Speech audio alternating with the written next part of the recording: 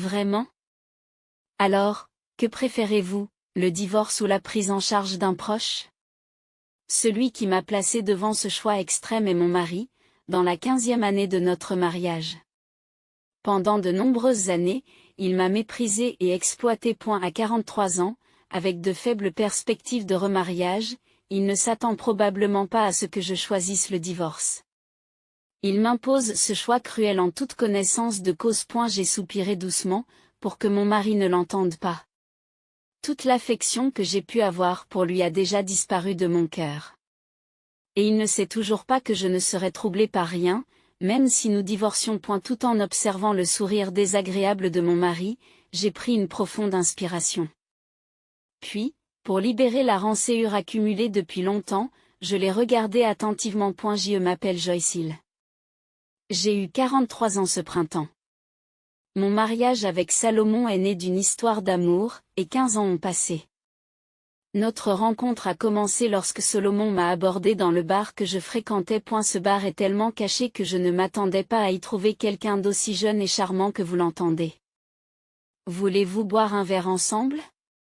Au début, je l'ai vu comme une personne frivole, mais au fur et à mesure que nous parlions, j'ai commencé à voir son charme. Salomon m'écoutait attentivement et riait toujours joyeusement. Son sourire m'a attiré et nous avons commencé à sortir ensemble. 2 ans plus tard, nous avons décidé de nous marier. Est-il vrai qu'il a des dettes? Vous devriez éviter d'épouser une telle personne. C'est sur vous que retomberont la plupart des difficultés. Ce n'est pas seulement une question de dette, mais j'ai l'impression qu'il cache quelque chose. Je ne peux pas confier ma précieuse fille à quelqu'un comme ça. Après avoir présenté Salomon à mes parents, ils ont exprimé leur opposition à notre mariage. Salomon avait perdu son père lorsqu'il était jeune et avait connu des difficultés financières pendant ses études. Et elle a expliqué qu'il avait contracté des dettes pour couvrir ses frais de scolarité et de subsistance, mais mes parents étaient sceptiques quant à son histoire. Serait-il en train de falsifier quelque chose? Cela suffit. Même si vous n'êtes pas d'accord, je vais épouser Salomon. J'ai épousé Salomon malgré les objections de mes parents. En conséquence, cette question a entraîné une distanciation de mes relations avec mes parents. Plus précisément, c'est moi qui me suis éloignée d'eux. 15 ans se sont écoulés depuis mon mariage avec Salomon. J'ai maintenant 43 ans, mais nous n'avons jamais eu d'enfant. Salomon ne me traite pas comme une épouse, mais comme une personne qui s'occupe des tâches ménagères. Au début, nous étions un couple aimant. Nous aurons des enfants un jour. C'est ce que nous nous disions, car nous avions tous les deux une vie bien remplie. Cependant, juste 1 an après notre mariage, l'entreprise pour laquelle je travaillais a fait faillite. À l'époque, Zelda, ma belle-mère qui vivait séparément, m'a fait cette suggestion alors que j'étais occupée à chercher un nouvel emploi. Pourquoi ne restes-tu pas à la maison? Comme ça, tu auras des enfants en un rien de temps. Montre-moi bientôt mes petits-enfants. 6 mois après le début de notre mariage, ma belle-mère avait déjà commencé à nous presser d'avoir des enfants. Elle a vu dans la faillite de mon entreprise une occasion parfaite pour que j'arrête de chercher du travail. Honnêtement, il est difficile de joindre les deux bouts avec les seuls revenus de Salomon. Il est encore en train de rembourser ses dettes d'études, et les frais de subsistance qu'il peut m'offrir sont limités. Ignorant les paroles de Zelda, j'ai réussi à trouver un nouvel emploi, mais cela semble s'être retourné contre moi. Après cela, ma belle-mère a commencé à me lancer des mots durs. Je veux voir mes petits-enfants bientôt, mais Joyce ne comprend pas du tout mes souhaits. J'aurais dû m'opposer à ce mariage. Salomon aurait pu trouver quelqu'un de bien mieux pour lui. Elle a calmement prononcé ces mots devant moi, et son sarcasme est devenu encore plus sévère. Quelle belle fille inutile, tu n'es même pas capable de faire ça, je suis désolée. Tous les week-ends, ma belle-mère m'appelle pour que je m'occupe d'un grand nombre de tâches ménagères. Les courses, le ménage, la cuisine, la lessive, les tâches ménagères me sont confiées. Je me plie à ses exigences pour l'aider, mais elle ne me remercie jamais. Au contraire, elle ne fait que se plaindre de mes compétences ménagères. Lorsque vous cuisinez, la nourriture a un goût affreux. Même les plats du commerce seraient meilleurs, dit-elle. Quand j'achète des plats préparés, elle se plaint. C'est faire des économies où le goût est trop fort. Mais comme je ne peux pas me plaindre directement à la mère de Salomon, je continue à endurer la situation. Pire encore, Salomon a progressivement subi l'influence de sa mère et a commencé à me mépriser. Il n'y a rien à faire, votre carrière a été réinitialisée en changeant d'emploi, mais avec un salaire aussi bas, il est impossible de gagner sa vie, n'est-ce pas, tu comprends cela, n'est-ce pas? Je ne peux pas me permettre de subvenir à tes besoins tout seul, alors je veux que tu gagnes au moins 30 000 $ par an. C'est la norme. Comme je venais de changer d'emploi, mes revenus étaient très bas. Salomon n'était pas satisfait et a exigé que je gagne plus. En outre, il m'a demandé de m'occuper parfaitement des tâches ménagères et de m'occuper de ma belle-mère. Une fois rentré à la maison, il ne fait aucun travail ménager. Le week-end, il sort et s'amuse. Salomon ne me donne que quelques centaines de dollars pour vivre. Et il dépense le reste pour ses loisirs et ses plaisirs. Les dettes qu'il avait contractées lorsqu'il était étudiant ont été, à un moment donné, entièrement remboursées. Et elle est apparue plus tard que ces dettes étaient dues à une dépendance au jeu et que son histoire d'étudiant en difficulté n'était qu'un mensonge. Après notre mariage, comme j'assumais la majeure partie des frais de subsistance, il a réussi à obtenir une marge de manœuvre financière et à rembourser ses dettes. Cependant, même après avoir remboursé ses dettes, le montant des frais de subsistance qu'il me fournissait restait faible. Dans cette situation, j'ai continué à vivre frugalement, mais Salomon m'a fait des reproches en me disant « Nous vivons ainsi parce que tu ne gagnes pas plus. » À cause de ce mode de vie stressant, un jour, je me suis soudainement effondrée au travail. Le médecin a diagnostiqué un surmenage. Lorsque Salomon et sa mère se sont rendus à l'hôpital, ils étaient furieux que je m'effondre à cause du surmenage. Tu es trop faible pour t'effondrer à cause de quelque chose comme ça. Peux-tu vraiment vivre comme ça, m'ont-ils reproché? Ce que dit Salomon est vrai. Vraiment, c'est pathétique de s'effondrer à cause du surmenage. Et si les gens pensent que nous te poussons trop fort, ce serait embarrassant pour nous, a-t-elle ajouté. Malgré leur manque d'intérêt pour moi, je n'avais plus d'énergie pour discuter avec eux, car la fatigue s'accumulait. Peu à peu, leur traitement sévère est devenu une partie intégrante de mes journées. Et la raison pour laquelle j'endure le dur traitement de Salomon et de sa mère est que j'ai décidé de l'épouser, sans tenir compte des objections de mes parents. Je me suis surpassée parce que j'ai pris une position ferme contre mes parents, et je ne peux pas abandonner à cause de quelques difficultés. Alors que j'endurais cela, j'ai soudain réalisé que 15 ans s'étaient écoulés depuis mon mariage. Pendant cette période, la façon dont Salomon et sa mère me traitaient ne s'est jamais améliorée. J'ai toujours été traitée comme leur servante. Je n'ai plus l'énergie de me défendre. Cependant, sa santé s'est récemment détériorée et j'ai été appelée plus fréquemment pour m'occuper d'elle. Autre belle famille, tu devrais aller à l'hôpital. Je faisais les tâches ménagères chez elle chaque semaine, mais il y a environ un mois, j'ai remarqué que son teint était mauvais. Aujourd'hui, elle avait l'air particulièrement mal en point, donnant des ordres d'un ton dur tout en restant assise sur sa chaise. Ayant été traitée comme une servante pendant des années, j'y suis habituée, mais je ne peux pas négliger quelqu'un qui a l'air malade devant moi. Pourtant, elle ne semble pas s'intéresser à mon cas. Arrêtez de jouer au docteur. Je déciderai de ma propre santé. Mais, silence. Tout en criant, elle lance une tasse de la table dans ma direction. Cependant, manquant de force, la tasse ne m'atteignit pas et tomba à ses pieds. Qu'est-ce que tu fais?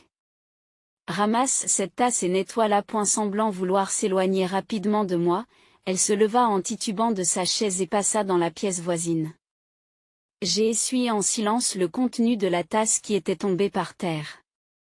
Elle est si énergique qu'elle doit aller bien. J'ai discuté de sa santé avec Salomon, mais il n'a pas montré beaucoup d'intérêt. C'est à toi de t'occuper de ma mère, n'est-ce pas? Je ne peux pas faire grand-chose si vous m'en parlez. Normalement, je ne dis rien, mais cette fois-ci, j'avais envie de rétorquer, mais c'est ta mère, n'est-ce pas? Mais rétorquer ne changerait rien à la situation. Au contraire, cela ne ferait qu'inciter Salomon à se plaindre davantage. Dernièrement, le retour de Salomon à la maison a été de plus en plus tardif. Je n'ai pas eu l'occasion de discuter de son état, et les jours passent et puis un jour, tout a changé. Qu'est-ce qui s'est passé? Ma belle-mère a été emmenée aux urgences. J'ai reçu un appel de l'hôpital alors que j'étais au bureau. Ils ont essayé d'appeler Salomon, mais il n'a pas répondu, et c'est moi qui ai reçu l'appel. Je me suis empressée de terminer mon travail et de me rendre à l'hôpital. Elle s'était effondrée alors qu'elle faisait ses courses dans une épicerie locale. Selon le médecin, bien que sa vie ne soit pas en danger, elle aurait besoin d'aide pour ses activités quotidiennes après sa sortie de l'hôpital. Est-ce possible? Jusqu'à présent, elle a vécu séparément de nous, et cette distance a rendu ma vie difficile quelque peu supportable. Mais si nous devions vivre ensemble, je n'avais pas été perturbée par son harcèlement au cours des 15 dernières années, mais aujourd'hui, je suis envahie par l'angoisse. Si je vivais avec elle, serais-je capable de préserver ma santé mentale? Après avoir pris connaissance de la situation à l'hôpital, je l'ai laissée aux soins du médecin et je suis rentrée chez moi. Salomon n'était pas venu à l'hôpital, il attendait à la maison. Lorsque je lui ai expliqué ce qui s'était passé, il s'est mis en colère. Pourquoi ne l'avez-vous pas emmené à l'hôpital plus tôt? C'est votre faute si ma mère s'est retrouvée dans cet état. Je lui ai demandé à plusieurs reprises d'aller à l'hôpital, mais elle n'a pas voulu m'écouter. J'ai consulté Salomon à ce sujet, mais il a trouvé cela trop gênant et n'a rien fait. Vraiment, est-ce ma faute? Alors que je réfléchissais en silence, Salomon a poussé un gros soupir. Puis il a fait une suggestion incroyable. Maintenant que les choses en sont arrivées là, il n'y a pas d'autre choix que de faire vivre ma mère ici, de vendre sa maison et ses terres. Bien sûr, c'est vous qui vous occuperez des soins. Faire appel à des services de soins serait trop coûteux, alors je vous laisse vous occuper d'elle. Quoi? Mais alors, je ne pourrai plus travailler. De quoi parlez-vous? Il est normal que vous continuiez votre travail et les tâches ménagères comme avant. Dire que vous ne pouvez pas faire votre travail ou vos tâches ménagères parce que vous vous occupez de quelqu'un n'est qu'une excuse. Face aux remarques déraisonnables de Salomon, je suis restée bouche bée.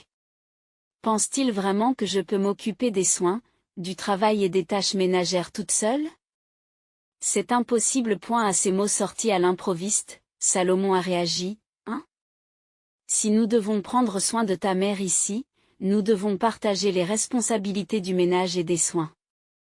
Il m'est impossible de tout faire seul. Salomon a semblé surpris par ma réponse. Ayant passé les 15 dernières années presque sans défiance, non seulement lui mais aussi moi avons été surpris par ma propre réaction. Cependant, ces mots spontanés soulignaient à quel point ses exigences étaient irréalistes. Salomon fronça les sourcils et répliqua. C'est bien cela? Alors, que préférez-vous, le divorce ou l'aide familiale? Choisissez l'un ou l'autre. Cela m'est égal. Tout en disant cela, Salomon afficha un sourire désagréable, m'imposant un choix terrible. Tu n'es pas en bon terme avec tes parents, et si nous divorçons, sur qui compteras-tu? Il sera difficile pour une femme seule de vivre décemment. Avec un salaire aussi bas, si tu me quittes, c'est la fin. Sans moi, pourrais-tu même survivre? Ainsi, Salomon a indiqué avec assurance que le divorce n'était pas une option pour moi. En le voyant me regarder de haut avec une telle arrogance, j'ai eu l'impression que quelque chose s'était brisé en moi. D'accord, je choisis le divorce. Je déménage aujourd'hui. Pourquoi ne demandes-tu pas à ton amant de 23 ans de s'occuper d'elle? Qu'est-ce qu'il y a? Surpris par ma réponse inattendue, Salomon laissa échapper un ton de plaisanterie que je n'avais jamais entendu auparavant. Sa voix était si pitoyable que j'ai failli rire. Mais j'y ai renoncé. Car rire n'aiderait pas à faire avancer la situation. Me retenant de rire, j'ai sorti quelque chose que je cachais dans mon sac depuis longtemps. Tiens, prends ça. Perplexe, Salomon a pris l'enveloppe brune bombée que je lui offrais. En vérifiant le contenu de l'enveloppe, son visage est devenu progressivement pâle. Qu'est-ce que c'est? Alors que la voix de Salomon tremblait, j'ai répondu calmement. C'est la preuve de votre liaison avec votre amante de 23 ans. L'enveloppe contenait de nombreuses photos. Sur ces photos, on voyait Salomon se lier intimement avec une jeune femme. Le retour de Salomon à la maison avait commencé à se faire attendre il y a 6 mois. À l'époque, j'ai commencé à soupçonner ses agissements malhonnêtes, mais je n'avais pas encore obtenu de preuves concrètes. Cependant, son attitude toujours joyeuse lorsqu'il rentrait à la maison tous les jours me disait intuitivement que quelque chose n'allait pas. J'ai donc engagé un détective et j'ai découvert qu'il avait effectivement une liaison. Sa partenaire était une stripteaseuse de 23 ans et elle s'était rendue pour la première fois au Cabaret Club dans le cadre d'une association professionnelle. Salomon, frivole par nature, était sorti avec plusieurs femmes avant notre mariage, mais il semblait que ses problèmes féminins s'étaient résolus après qu'il eut déplacé ses intérêts ailleurs après le mariage. Cependant, un jour, invité dans un club de striptease par une relation d'affaires, il a rencontré une femme qui correspondait parfaitement à ses idéaux et il est tombé amoureux d'elle instantanément. Depuis lors, il verse son salaire dans ce club de striptease et finit par nouer une relation intime avec la stripteaseuse. Votre partenaire, elle est mignonne et jeune, mais pensez-vous qu'elle puisse s'occuper de votre mère? Ta mère aime donner des ordres et elle sera encore plus exigeante après sa sortie, ai-je indiqué à Salomon en désignant la femme sur les photos. Non. C'est un malentendu. C'était juste une partie de plaisir, pas une liaison, a-t-il balbutié, son assurance s'est évanouie et il a commencé à donner une piètre excuse. Oh, juste un peu d'amusement, hein? Oui, c'est vrai. Je n'avais pas l'intention de faire quelque chose de sérieux, continua-t-il. Coupant court à ses excuses, je soupire lourdement et arrête la conversation. Puis, j'ai sorti mon smartphone et j'ai lancé un fichier audio. Je vais bientôt divorcer de ma femme, et je t'épouserai juste après. Je te protégerai pour le reste de ta vie. La voix de Salomon a résonné sur le smartphone, ce qui m'a mis mal à l'aise. Pendant ce temps, Salomon, le visage pâle, me fixait, exigeant de savoir pourquoi j'avais une telle chose. Ce n'est qu'une partie des preuves recueillies par l'agence de détective. Il y a des tas d'enregistrements de vos appels avec elle. Et que vous ayez été sérieux ou non n'a pas d'importance. Avoir une liaison avec quelqu'un d'autre alors que je suis mariée, c'est clairement de l'infidélité, ai-je dit en montrant une photo d'eux entrant dans un hôtel, les bras intimement liés. Tu veux en voir plus? Je peux vous montrer beaucoup d'autres preuves. Avez-vous toujours l'intention de trouver des excuses? Salomon a frémi à ma question provocatrice. Il a probablement compris qu'il ne pouvait plus s'en sortir par la parole. Changeant de tactique, il a commencé à m'accuser. Tu as utilisé mon argent pour engager un détective? Utiliser mon argent durement gagné pour de telles dépenses inutiles. Rendez-moi mon argent. Pris au dépourvu par cette attaque inattendue, j'étais momentanément à court de mots. Salomon a saisi cette occasion pour poursuivre son agression verbale. Savez-vous combien coûte l'embauche d'un détective? Utiliser mon argent pour une enquête aussi ridicule. Tu es la pire des épouses. Si tu me rends l'argent avec les intérêts, je te pardonnerai peut-être cette fois. Voyant Salomon détourner la situation à son profit. J'ai été complètement abasourdi et j'ai demandé, quand es-tu devenue aussi mesquine? Luttant pour garder mon sang-froid, je répondis calmement à Salomon. J'ai utilisé mes propres économies pour le détective. Je n'ai pas touché à votre argent du tout, alors ne vous inquiétez pas, ce n'est pas possible. Il est impossible que vous ayez autant d'argent pour engager un détective. Ou alors, vous ne savez pas que j'ai été récemment promu chef de service? Je gagne beaucoup d'argent maintenant. Salomon était visiblement choqué par cette révélation inattendue. Après avoir obtenu mon diplôme, l'entreprise dans laquelle je travaillais depuis longtemps a fait faillite en raison de la récession économique. Dans mon emploi suivant, je suis parti de zéro en tant que simple vendeur, même si j'ai tiré parti de mon expérience. J'ai d'abord été affecté à un poste d'administration des ventes, mais il y avait un système en place qui promettait des primes supplémentaires en cas de succès, et pas seulement un salaire de base. D'abord satisfaite du poste administratif, j'ai fait face aux plaintes de Salomon, qui me demandait de gagner plus, et j'ai directement demandé à mon patron d'être transféré dans le secteur de la vente. Le poste de commercial était difficile, mais j'ai relevé le défi et je suis devenue la première personne à passer d'un poste administratif à un poste de commercial dans l'entreprise. À l'époque, l'entreprise manquait cruellement de personnel dans le secteur des ventes et avait désespérément besoin d'aide. Après avoir confié les tâches administratives liées aux ventes à une nouvelle employée, j'ai commencé à me concentrer entièrement sur les ventes. Le travail dans la vente était effectivement difficile, mais il s'est avéré étonnamment adapté à mes capacités. J'ai obtenu des résultats équivalents à ceux de mes collègues masculins et j'ai progressivement gagné en reconnaissance, ce qui m'a valu de nombreuses promotions. Aujourd'hui, j'occupe le poste de chef de service. Alors que de nombreuses femmes interrompent leur carrière pour accoucher et s'occuper de leurs enfants, j'ai pu continuer à travailler parce que Salomon et moi n'avions pas d'enfants. Cela m'a permis de construire et de faire progresser ma carrière. Et si nous avions eu des enfants, ma carrière aurait pu être interrompue et le divorce de Salomon aurait pu être plus compliqué. Pourquoi ne m'as-tu pas dit quelque chose d'aussi important? J'ai essayé de te le dire. Mais chaque fois que j'essayais de parler, tu n'écoutais guère, n'est-ce pas? Lorsque j'ai décidé de passer de l'administration des ventes à un poste de commercial, j'ai tenté d'en faire part à Salomon. Mais il m'a dit, parler de travail? Épargne-moi. Je ne veux pas en entendre parler quand je rentre à la maison. Je suis fatigué.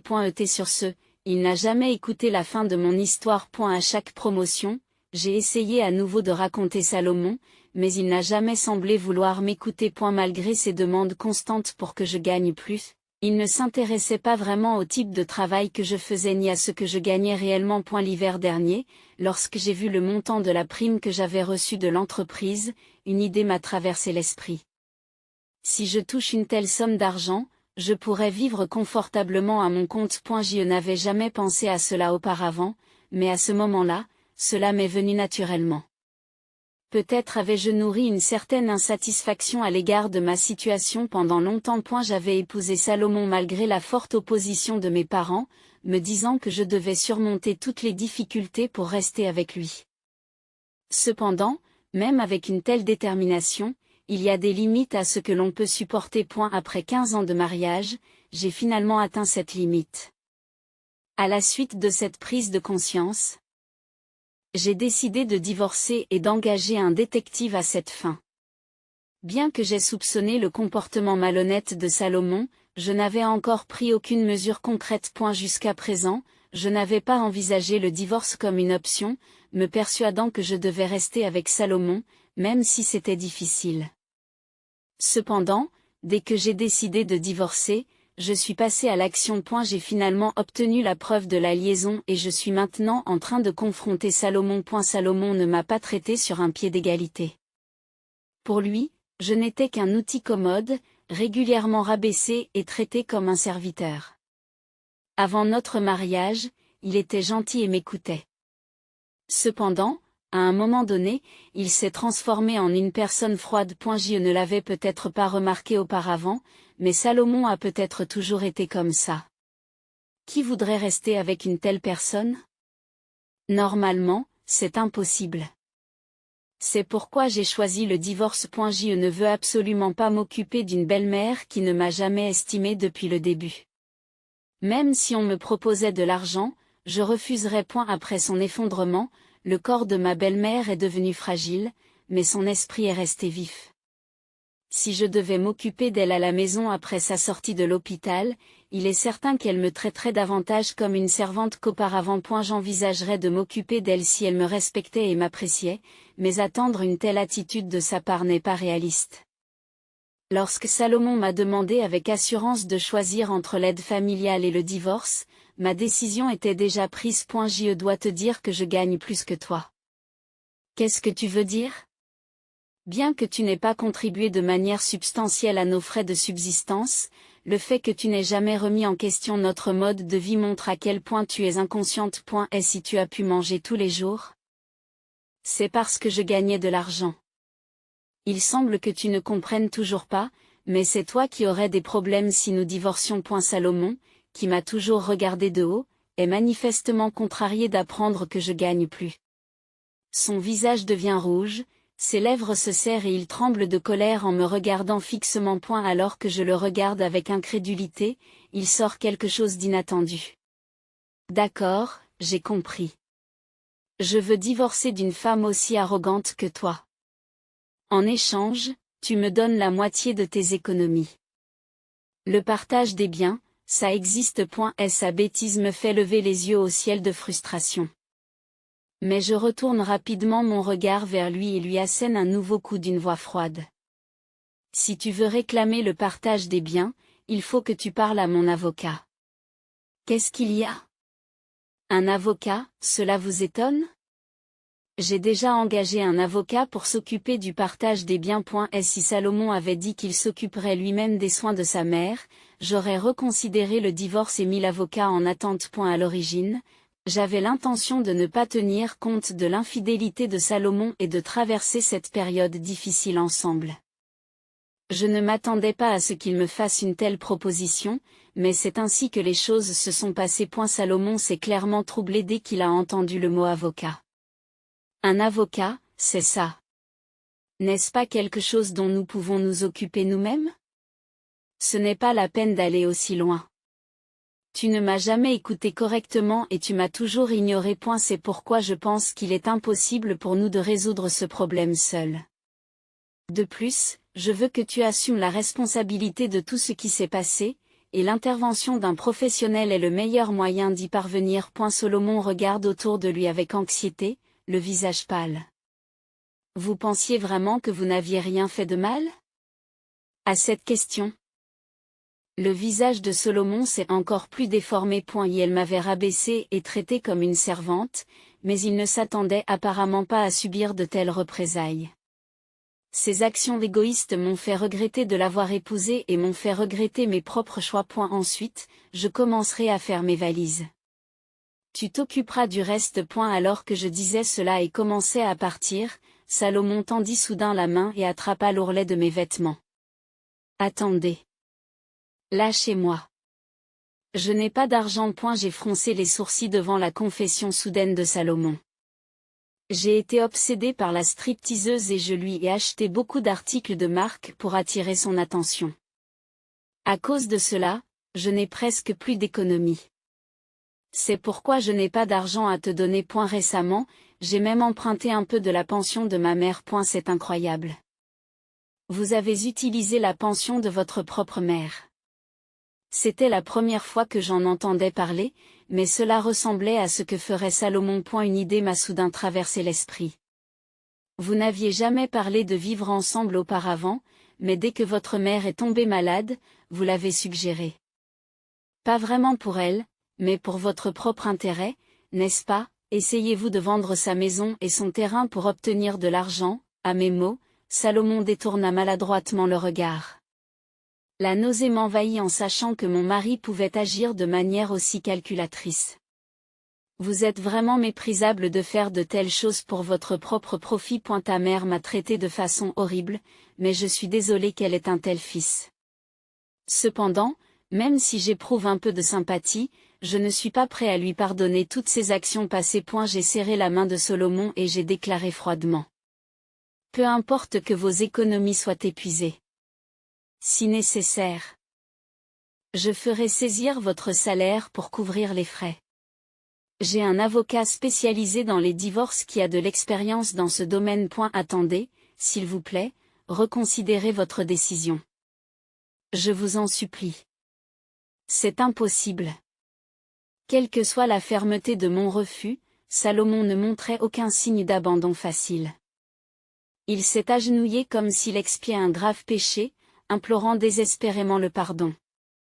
Je suis vraiment désolé. À partir de maintenant, je changerai et je recommencerai. J'aiderai à soigner ma mère, bien sûr, et je participerai activement aux tâches ménagères. Et je ne tricherai plus jamais. Si tu divorces, ma vie n'a plus d'avenir. Plaide-t-il. Il semblait avoir enfin compris que sa vie quotidienne ne pouvait pas fonctionner sans moi. Mais il était trop tard. Comment puis-je croire tes paroles après des années de trahison? Tu es incroyablement naïf et détaché de la réalité. Je suis déterminé à aller jusqu'au bout de ce divorce par tous les moyens nécessaires. Je l'ai affirmé avec détermination. C'est impossible, s'exclama Salomon, choqué. Ce qui t'attend est la conséquence naturelle de ton mépris permanent pour moi. Accepte-le tranquillement. Prépare-toi. Lui dis-je. Une expression de désespoir total traversa le visage de Salomon, qui s'effondra faiblement sur le sol. Après cela, nous avons officiellement procédé au divorce et réglé avec succès le partage des biens avec l'aide d'un avocat. Salomon a décidé de s'occuper de sa mère et a vendu la maison et le terrain qu'elle possédait. Elle a ensuite utilisé le produit de la vente pour payer la pension alimentaire. Après le divorce, Salomon n'a plus que la stripteaseuse avec laquelle il a eu une relation. Il l'a demandée en mariage. Ma femme m'a quitté et j'ai tout perdu. Vous êtes tout ce qui me reste. Aide-moi, épouse-moi et prends soin de ma mère. Mais la stripteaseuse rejette fermement sa proposition. Elle n'a fait qu'utiliser les émotions de Salomon pour ses affaires. Confondue avec de l'affection sincère, et l'a sévèrement rejetée, insistant pour qu'il ne revienne plus jamais au club. Lorsque Salomon demande la jeune stripteaseuse en mariage, dans l'intention qu'elle prenne soin de sa mère, c'est une demande insupportable pour elle. Salomon, autrefois charmant, semblait avoir perdu sa capacité à comprendre les femmes au fil du temps. 15 ans se sont écoulés et l'homme qu'il a été n'existe plus. Finalement, sa relation avec la stripteaseuse rencontrée au club de striptease s'est soldée par un bannissement de l'établissement. Tout l'argent et le temps qu'il y avait d'investi se sont évanouis sans rien rapporter. Je n'ai pas exigé d'excuses de la part de la stripteaseuse. Lorsque j'ai appris que sa compagne travaillait au club de striptease, j'ai intuitivement compris que cela faisait partie de son comportement professionnel. Je lui suis reconnaissant d'avoir coopéré pour faciliter la procédure de divorce. Pendant ce temps, ma belle-mère a d'abord été heureuse d'apprendre notre divorce, mais elle a trouvé la réalité bien loin de ses attentes après sa sortie de l'hôpital. Elle souffre des soins inadéquats prodigués par Salomon et ne cesse de réclamer mon retour. Pourquoi as-tu divorcé de Joyce? C'est à cause de toi que je souffre autant. Elle s'en prend à son fils. Elle semble totalement inconsciente du fait qu'elle est en partie à l'origine de notre divorce. Et si elle avait été plus compréhensive, elle n'aurait peut-être pas laissé Salomon seul et nous n'aurions peut-être pas divorcé. Cependant, ma belle-mère est très égocentrique, tout comme Salomon. Dans l'incapacité financière de s'offrir des services de soins, Salomon se retrouve dans une situation désastreuse en ce qui concerne les soins de sa mère. En pensant que c'est une punition longuement méritée pour le traitement qu'ils m'ont infligé. J'ai parfois l'impression que c'est encore relativement bénin. Leur avenir semble enveloppé de malheur et de ténèbres. Quel que soit l'avenir qui les attend, je me détache de tout sentiment particulier à ce sujet. C'est leur juste dessert, je pense, sans grande émotion. Après le divorce, je me suis rendue chez mes parents pour m'excuser sincèrement de mes actes passés. Je m'attendais à un éloignement potentiel, mais contrairement à mes attentes, mes parents m'ont chaleureusement accueilli. Et si tu es heureuse, nous sommes satisfaits, m'ont-ils dit. Oui, tu es toujours notre fille bien-aimée. Oui, tu es toujours notre fille bien-aimée. Ton bonheur est la chose la plus importante pour nous, a ajouté ma mère. Maman, papa, merci beaucoup, j'ai exprimé ma profonde gratitude. En fait, mes parents m'ont pardonné depuis le début et je leur suis reconnaissante de leur tolérance. Actuellement, j'ai loué un nouvel appartement près de la maison de mes parents et j'ai entamé un nouveau chapitre. Bien que mon travail soit toujours aussi prenant, le fait de ne plus avoir à me soucier de Salomon ou de Zelda m'a considérablement facilité la vie. À l'avenir, même si j'ai l'occasion de me remarier, je prévois d'être plus prudent dans le choix de mon partenaire. Mais pour l'instant, je pense qu'il serait bien de passer un peu de temps seul. J'envisage d'apprécier cette vie indépendante. Je chéris ces jours paisibles. Merci de m'avoir regardé.